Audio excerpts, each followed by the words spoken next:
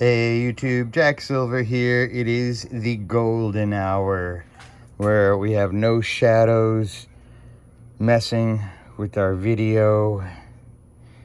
What could possibly be in store today?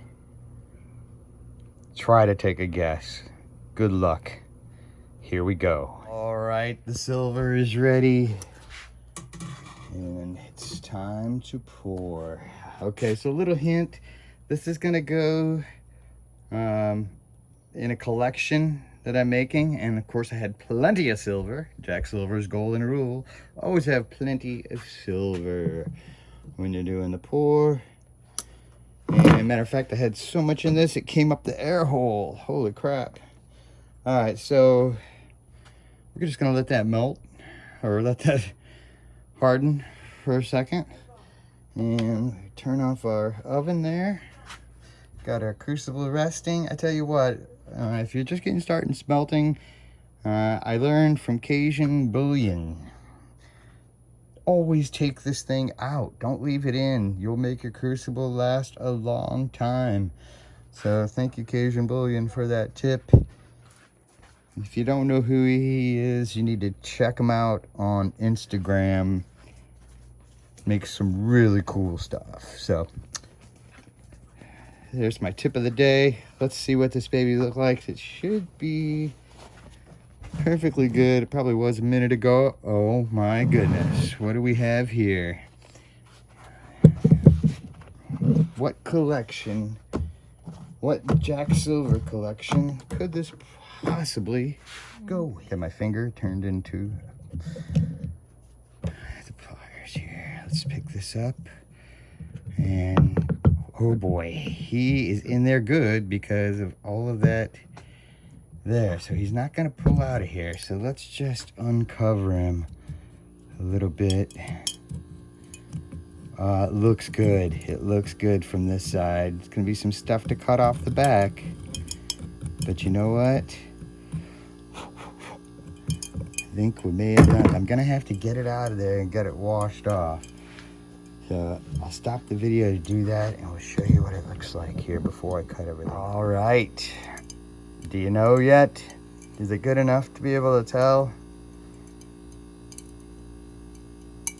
I think it is.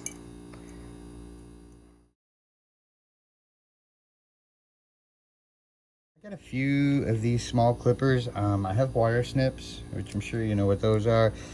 These are some nice clippers. The only thing you got to be careful with these is when you're squeezing it, don't pinch yourself. Get below the spring. I have learned the hard way with a few scars there. These are actually the ones that I really like to use. They're powerful. The only thing about these is they do leave some cut lines, like it's serrated here when you cut it. So I usually end up having to hammer those out if they come up on the piece. So just want to be aware that if you're leaving any marks on it, excuse me, if you're leaving any marks on it.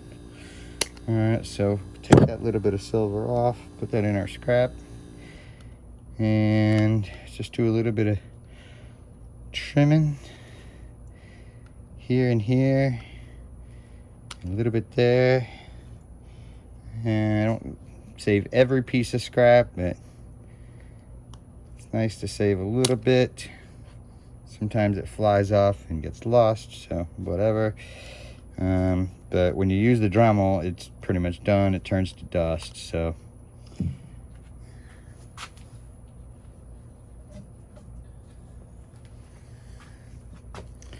Okay, so let's take this other little piece off here with this.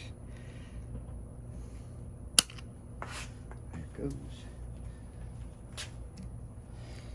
All right, so that's not too bad. That's just a little bit of trimming. We're gonna use the Dremel on the rest of it, and I'll show you what that process kind of looks like. Got a nice little chunk here on his back, which I'm not too excited about having to shave all that off. So I'm gonna try to use the bolt cutters and cut it a little closer than what I did. And then I probably need to look at the mold again. So when I do some shaping on the mold, I'm gonna do it in a similar fashion as to what it's to look like. So took just a little bit more of that silver off of there, and we'll be able to smooth that down, but not too bad. All right, let's get the bad boy. And you definitely want to use some eye protection when you're doing this. It's gonna make a little noise, but let's edit that out with some music.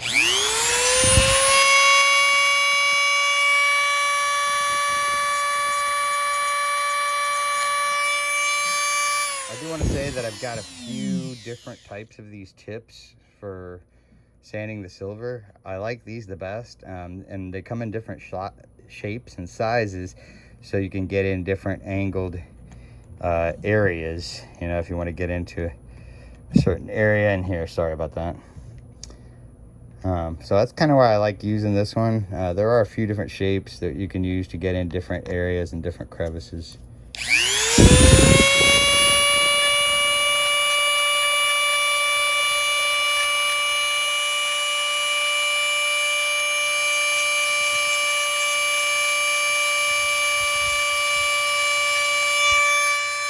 And I don't really even apply too much pressure. I just kind of let it work on its own and do it gradually, because obviously once you go too far, you're done. All right, we're getting a little closer on this. One thing I want to mention too, if you're just starting to do this and you're using the Dremel, the silver will get very, very hot while you're sanding it. Unfortunately, I had this little clump of silver on the bottom, and the only way I'm going to be able to get that off is sand it. So I had to waste a little silver to make this, but he's pretty cool, and when I put him with the set, I think it's going to be worth it. So a little more work to do on him, but we'll show you the pictures of the cleanup when he's done. All right, we'll get him in the polisher and see what the final result looks like.